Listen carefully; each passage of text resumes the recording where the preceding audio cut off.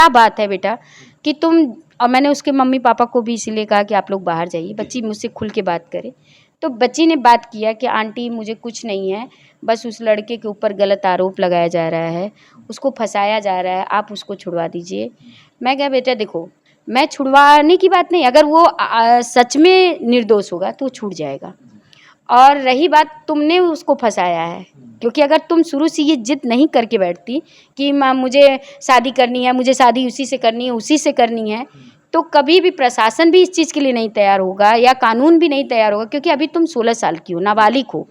तो लड़की बोली कि हम आंटी फिर और सत्य का ही साथ देंगे। कभी हम गलत किसी चीज़ के लिए, मैं चाहे महिला विकास मंच में रहूं और चाहे ना रहूं। देखिए, इनका कहने का तात्पर्य है कि जो भी बच्चे बच्चियां अगर वो खुद से गलत हैं, जाने अनजाने में अगर कोई गलती हो गई, ये ठीक है, उनके साथ ही मतलब कि सहानुभूति है।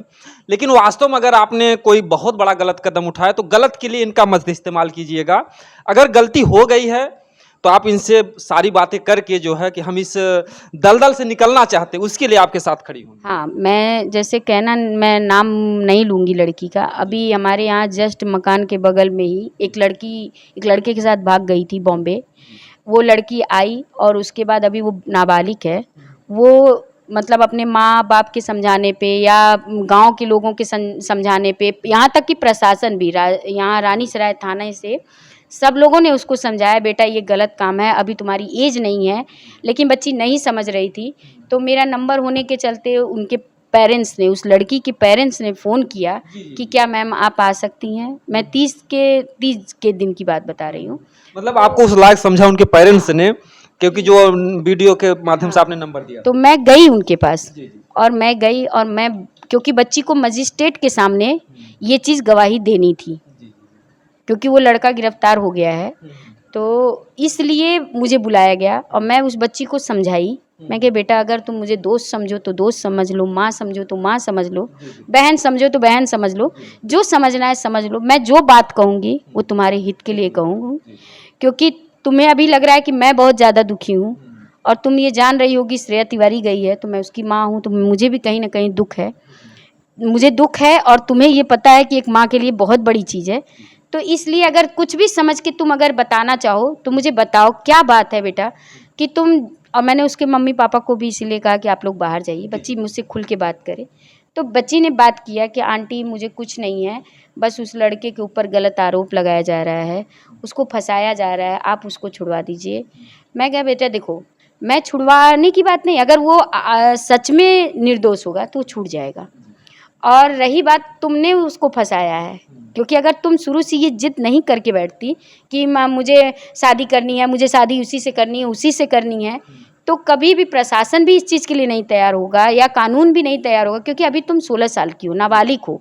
तो लड़की बोली कि हम आंटी, फिर जब मैंने उससे समझाया, मैं कहा देखो बेटा, लाइफ है, आज प्यार से ज़िंदगी नहीं चलती है। आज आपको लग रहा है कि आप उससे प्यार करती हैं, वो आपसे प्यार करता है, लेकिन एक समय आएगा कि आपको भोजन की ज़रूरत पड़ेगी। आप अभी 11th में आप पढ़ रही हो, 12th में पढ़ रहा है, आप क्या करोगे? आप लोग बाहर जाओगे तो कमाना पड़ेगा। कमाने के लिए आपके पास क्या है? न कोई डिग्री है, ना कुछ है। आप लेबर मजदूरी करते हैं तो कल को एक बच्चा भी होता है तो आप उसको परवरिश नहीं दे पाएंगे।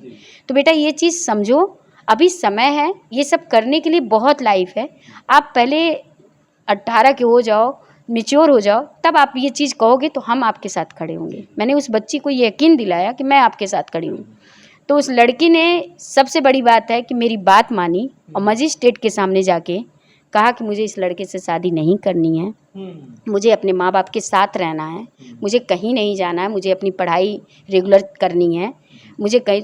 तो उसके पापा जैसे ही ये चीज़ बयान होता है, वो तुरंत मुझे फ़ोन करते हैं कि मैम आपकी बात बेटी मेरी मान गई।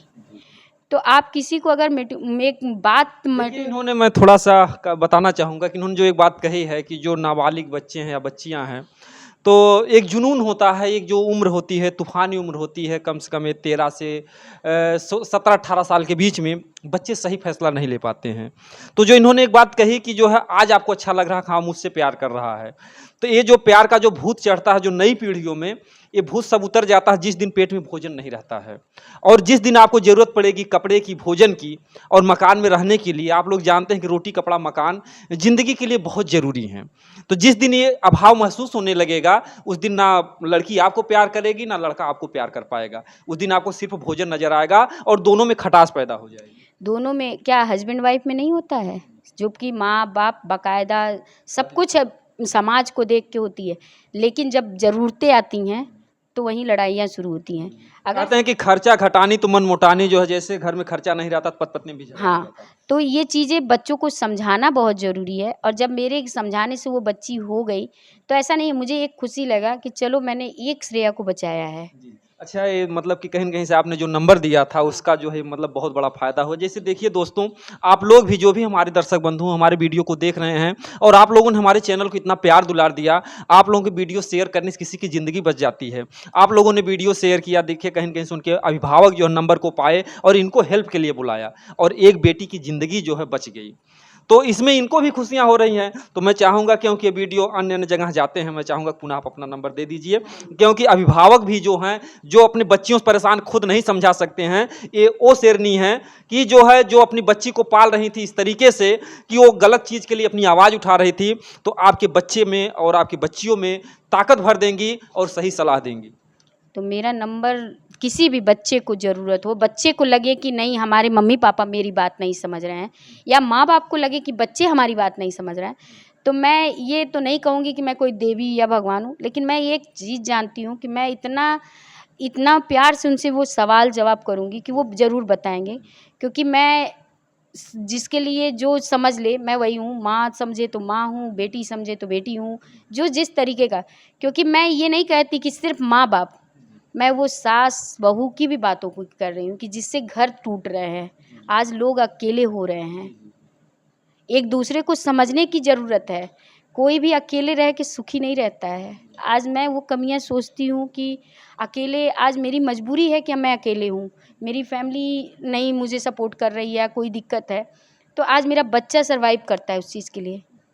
तो इसलिए मैं ये नंबर चाहती हूँ, किसी को भी कोई भी प्रॉब्लम हो तो आप इस नंबर पे बात कर सकते हैं, बता सकते हैं अपनी प्रॉब्लम। महिला विकास मंच मेरे लिए मंच तो है, लेकिन मैं खुद में भी एक अपना न्यायिक वो देखती हूँ, क्योंकि मैं सत्य के राह पे चलूँगी और सत्य ही बताऊँगी, कोई झूठ नहीं।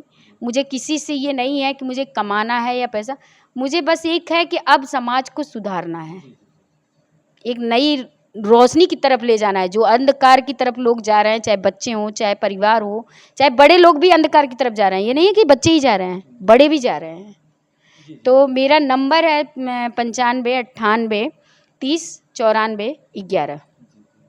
तो जो इन्होंने नंबर बताया है, इस नंबर पर जिनको भी कोई समस्या हो, ये आप ऐसा मत समझिए कि श्रेया की मम्मी का नंबर है, बल्कि आप ये समझ लीजिए कि महिला